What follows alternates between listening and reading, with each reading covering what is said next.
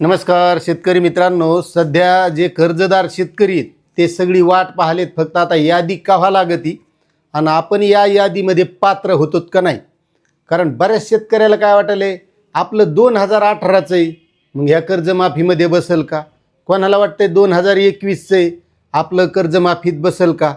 पण आपल्याला आता या माध्यमातून एक समजून घ्यायचं आहे की थकबाकी कोणतं कर्ज असते, NPA कर्ज कोणतं असते आणि ही जी काही आता 2026ची कर्जमाफीची घोषणा झाली यामध्ये आपलं RBIच्या नियमानुसार थकबाकीमध्ये नेमकं कर्ज असतंय कोणतं हे सगळं समजून घ्यायचं आहे. त्यामुळं तुम्हाला सांगतो, जास्त वाट पाहायची गरज नाही. हे तुमच्याच लक्षात येणार आहे की आपण जे घेतलेलं कर्ज आहे ते आपलं थकबाकीमध्ये येतं का नियमितमध्ये येतं. कारण आपण ही प्रक्रिया केली आहे म्हणजे आपल्या सगळ्या गोष्टी लक्षात येतात.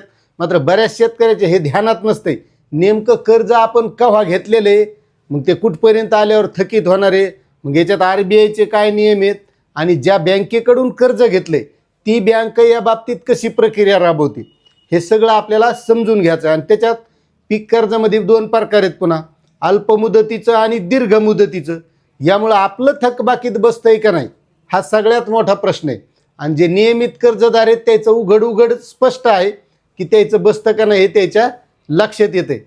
मात्र काही शेतकरी असे आहेत की ज्यानं कधी घेतलेले काही मिळत नाही त्याला. कोणी 18ला घेतले, कोणी 12लाच घेतले, कोणी 16लाच घेतले, कोणी 21ला घेतले, कोणी 22ला घेतले, एकदा रिन्युअल केले. म्हणजे अशा घोळात प्रत्येकाला हे प्रश्न पडलेला आहे. पण ह्या गोष्टी तुमच्यात लक्षात येणार आहेत. मात्र RBIचा नियम काय सांगतो की समजा तुम्ही जे पीक कर्ज घेतलेले, ज्या दिवशी कर्जाचा हप्ता किंवा व्याज भरण्याची मुदत संपती तुमची, आता तुम्ही ज्या बँकेकडून अल्पमुदतीचं घेतलंय का दीर्घ मुदतीचं घेतलंय आणि त्यामध्ये ज्यावेळेस तुम्ही त्या 7 बारा दिल्यात आणि तुम्हाला कोणत्या पिकासाठी कर्ज दिलेलं आहे त्यानुसार ते अल्पमुदत आणि दीर्घ मुदत, जसे आपले पिकं असतात का, काही 6 महिन्याचे असतात, काही 12 महिन्याचे असतात, केळीसारखं असलं तर 18 महिन्याचं असतंय. मग त्यानुसार हे पीक कर्ज दिलेलं असते.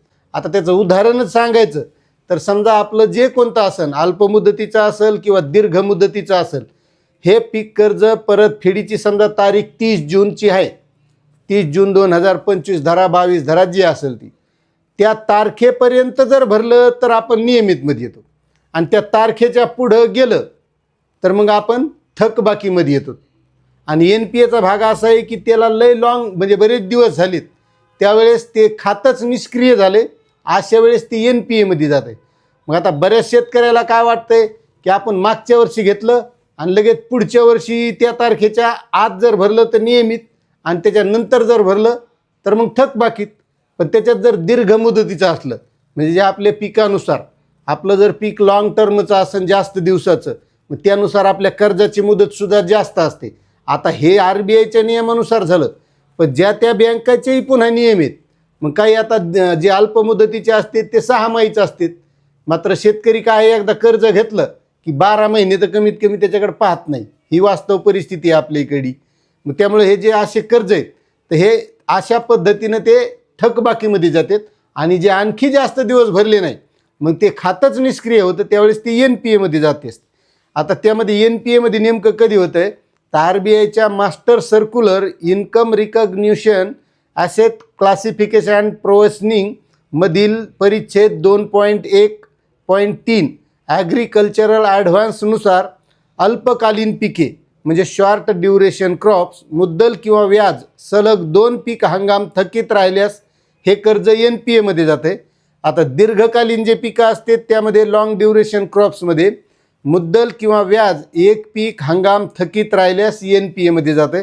आता यामधला महत्त्वाचा फरक असा आहे की थकीत म्हणजे ओव्हरड्यू, परतफेडीच्या मुदतीनंतर रक्कम न भरल्याबरोबर थकीत होते आणि NPAच्या बाबतीत थकीत कर्ज ठराविक कालावधीपर्यंत पीक हंगामानुसार न भरल्यास ते NPAमध्ये जात असते. असे हे थकीत आणि NPA. आता यामध्ये तुमच्या लक्षात आलं असेल किंवा तुम्ही नसेल लक्षात आलं तर तुमच्या बँकेत चौकशी करू शकता की आपण घेतलेलं कर्ज कधी आणि मग ते थकीत आहे का नियमित हे तुमच्या लक्षात येईल. आता काही जणांना कसं असते, घेतलेलं 2021ला आहे, 2022ला भरलं नाही आणि 2023ला रिन्युअल केले म्हणजे तो नियमितमध्ये आला. असे हे बरेच प्रकार आहेत. त्याच्यामुळे आता बऱ्याच जणांच्या अडचणी आहेत की आपण याच्यात बसतोत का नाही.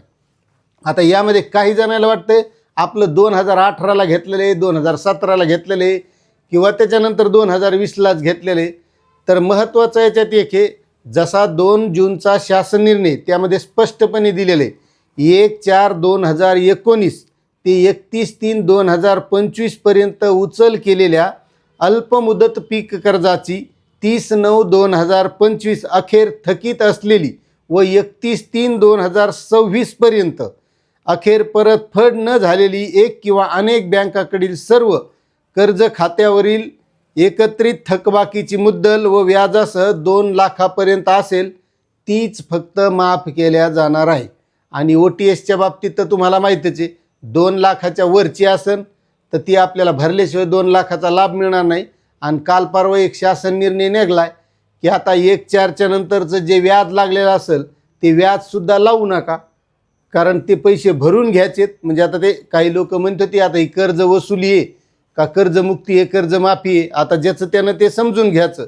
मात्र आता हे तुमच्या लक्षात आलं असेल की या तारखेमधल्या लोकांचं घेतलेलंच फक्त कर्ज या कर्जमाफीमध्ये येणार आहे. ज्याचं 2019ला पात्र होते त्याला 50,000चा लाभ, ते पण वरची रक्कम भरल्याच्या नंतर, असं स्पष्टपणे ही कर्जमाफी होणार आहे. आता याच्यामध्ये पुन्हा काही पुढं बदल झाले तर त्याबद्दलची माहिती आपण नक्कीच देऊ. मात्र आता थकीत कोण आहे, NPA कोण आहे हे जवळपास तुमच्या लक्षात आलं असेल. आणि नसेल आलं तर पुन्हा एकदा कमेंट करून विचारा, आपण तशीच पुन्हा माहिती देण्याचा प्रयत्न करू. आता तुम्हाला ही माहिती कशी वाटली तेवढं नक्कीच कमेंट करा. आता तुम्ही यानुसार कर्जमाफीमध्ये बसता का नियमितमध्ये येता का NPAमध्ये जाता हे तुम्ही कमेंट करा. जय जवान जय किसान.